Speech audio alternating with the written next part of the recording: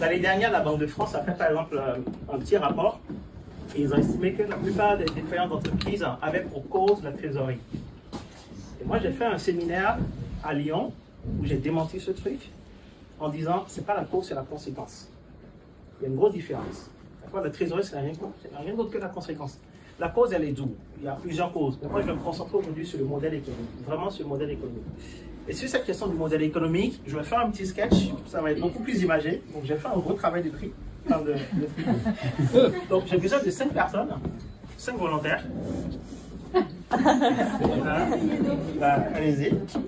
Il aime bien s'attacher les dames. Allez. Merci, Fils Cursaf, c'est ça, non? Eh bien, il en reste un. Eh bien, parfait. Voilà, là, j'ai 5 tentacules. D'accord? Il faut comprendre que votre activité, d'accord, la réussite de votre activité dépend vraiment du modèle économique. Le modèle économique, c'est la pierre angulaire de votre activité. Vraiment. Le modèle économique est pour votre entreprise ce que l'âme est pour l'humain. Vraiment, gardez-le en tête. C'est très important. Donc, ces 5 tentacules que vous avez là, pour moi, c'est les environnements PESTEL. C'est le P, le PESTEL, hein, tout le monde voit à peu près ce que c'est. Le E, socio-économique, culturel, technologique, etc. Et on va voir de manière imagée comment est-ce que ça impacte votre activité. D'accord? Donc, on va dire que tu es politique, P, E, d'accord? S, T, E et L. Dans ce cadre-là, PESTEL. Donc, on est tous là, d'accord? Tire un peu de ton côté, toi seul. Qu'est-ce qui se passe quand tu tires le P? Je bouge, forcément. Qui peut me donner un impact de ce qui se passe actuellement sur l'environnement politique. Quelque chose qui se passe au niveau politique et qui impacte nos entreprises. Voilà, l'incertitude. Les charges sur les voitures. Voilà. Exactement, et que ça, les charges sur les voitures. Et vous voyez que chaque action que vous va y avoir au niveau politique va impacter le monde de l'entreprise, systématiquement. D'accord? On va prendre le S, tire. Voilà, là je suis sur le socio-culturel, qui peut me donner un élément socio-culturel qui nous impacte actuellement tous. Un élément socio-culturel. Ça, c'est mon légal. La génération Z. La génération Z au niveau du management. D'accord?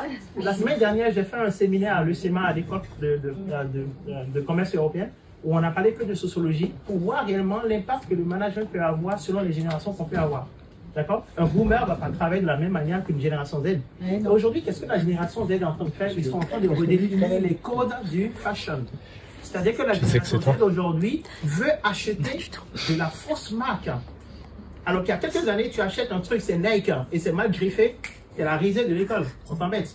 Aujourd'hui, c'est de la merde, mais on l'achète et ils assument. Impact sur le secteur du fashion. On voit toutes les boîtes qui sont en train de fermer. Caporal, c'est la dernière en date. D'accord? On va passer donc sur du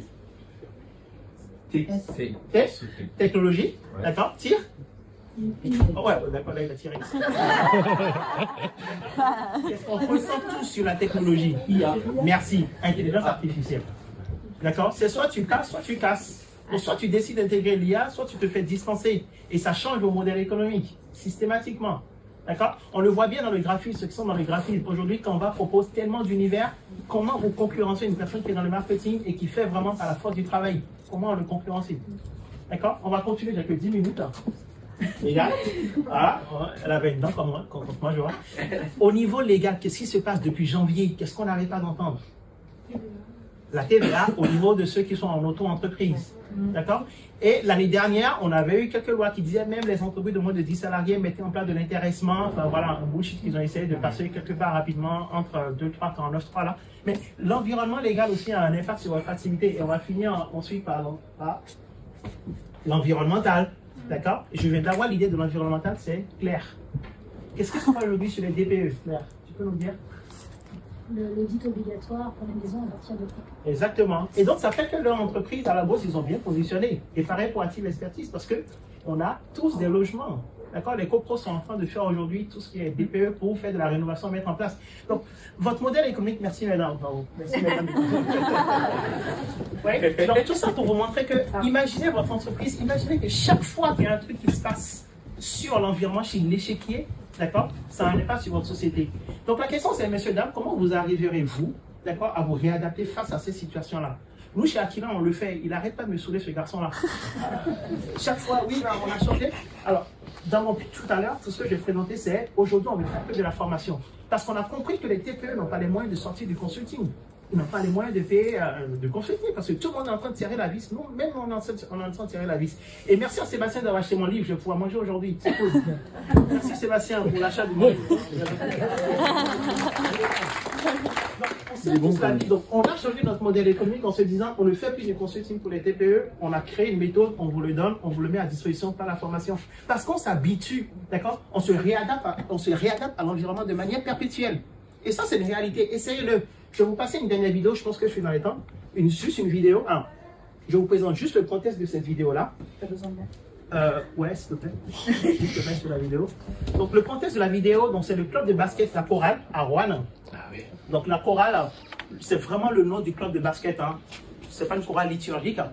Et en fait, pendant le Covid, ce qui s'est passé, c'est que ils avaient, alors la chorale de Rouen a commencé vraiment à monter, ils ont commencé vraiment à gagner, à avoir des succès.